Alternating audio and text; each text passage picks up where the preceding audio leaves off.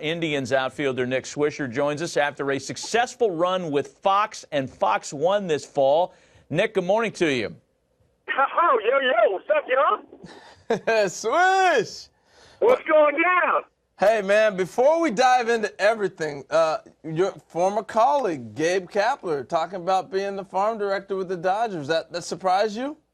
Hey, man, I'm telling you, just after being around him and just really kind of getting to know him as a person, it's rare you can find somebody that knows more about the game, more about players, more about the way it should be done than a guy like him, man. So I'm so stoked for him.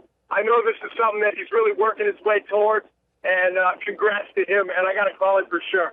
Hey, Nick, let me ask you about this award that you're being presented with, or actually were presented with. This is really neat, and my father did military service and come from that kind of background myself, but you were awarded with the Bob Feller Act of Valor Award, and that's to recognize the giving back that you've done with the Wounded Warriors program.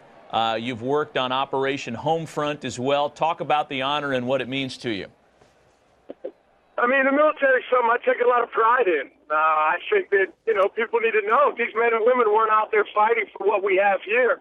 We couldn't get up in the morning and just go grab breakfast and not worry about a thing. So I think for me, my grandfather was a military man. He was in the Korean War. And it's just something I've tried to take a lot of pride in, I mean, I understand the importance of them.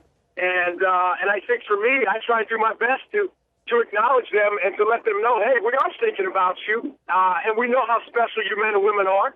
And so for me to be able to get this award, I was shocked, man. It was such an honor to be there, and I could not have been more thankful. That's pretty cool stuff. And, being around you, I know it's sincere. Hey, I got to ask you, one thing I learned spending some time around you is 2 knee surgeries this offseason. How you feeling? I feel awesome, my man. I feel great. I'm so happy that I got that done.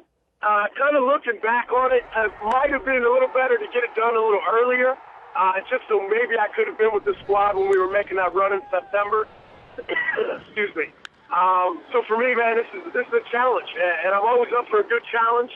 And I'm really, really excited to come back and do what I can to help my team win, because just with the year we had and the breakout seasons of guys like Michael Brantley and Corey Kluber, and then you add pieces like Jason Kipnis, Michael Thorne, Santana, myself.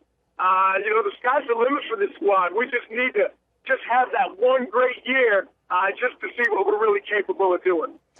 People in Cleveland have to be pretty excited. They got LeBron, Johnny Manziel, and Swisher. What's it like to be mentioned in that company? I just think in general, I think there's just a lot of excitement around the city, man. I think with LeBron coming back and doing what he does on the court, Johnny Football, although Brian Hoyer's playing a heck of a quarterback right now, we know he's an exciting player. But just in general, man, just happy to be part of all this, to be able to come home and to enjoy a career where it almost started for me. Has been great. The Cleveland fans are amazing. The city's been great. I just want to do what I can and what we can as a team to bring them a championship, man, because they've been dying for a long time. Hey, Nick, because you are an incredibly positive person, and I know you love the tribe and you love your teammates. One of them is, in my book, up for he'd be my vote, let's put it this way, in a hotly contested AL Cy Young race between King Felix, who all the sabermetrics guys love, and your teammate Corey Kluber. So I'm going to give you the bull pulpit here.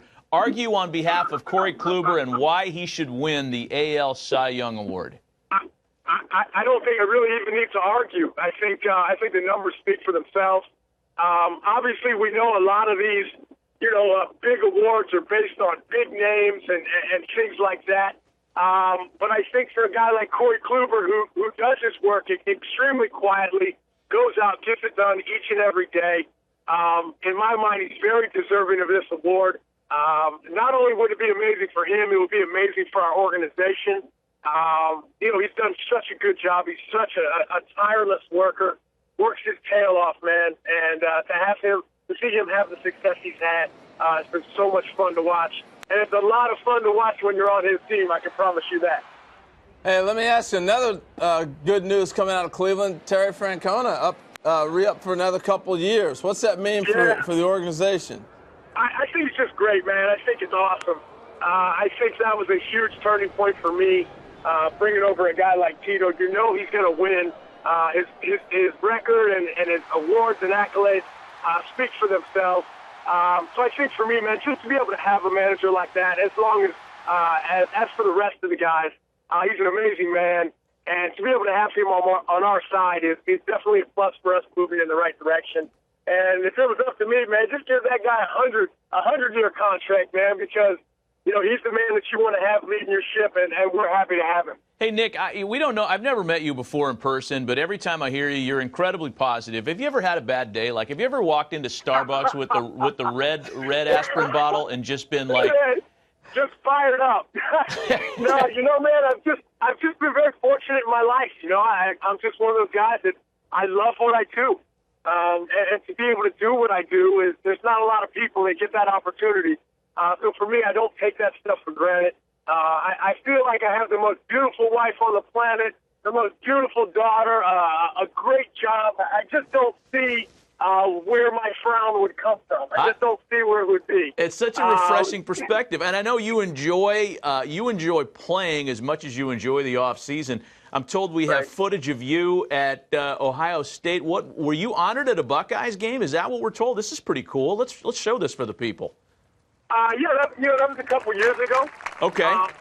It's been nice. Ever since Chief Smith, the athletic director at Ohio State, has taken over, he's really brought me back to the university, and that's been such an amazing honor for me. Just because, I'm a Buckeye, man, and I'm an Ohio State guy. You know, that scarlet and gray bleeds through.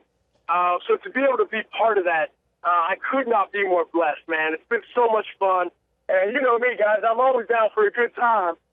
So any chance that there's that, I'm always up for it. Hey, Swish, on the clip where you're getting the jersey, they're freezing. They got on these big old jackets, but you, Mr. Clean, have on a nice gray suit. I see you out there.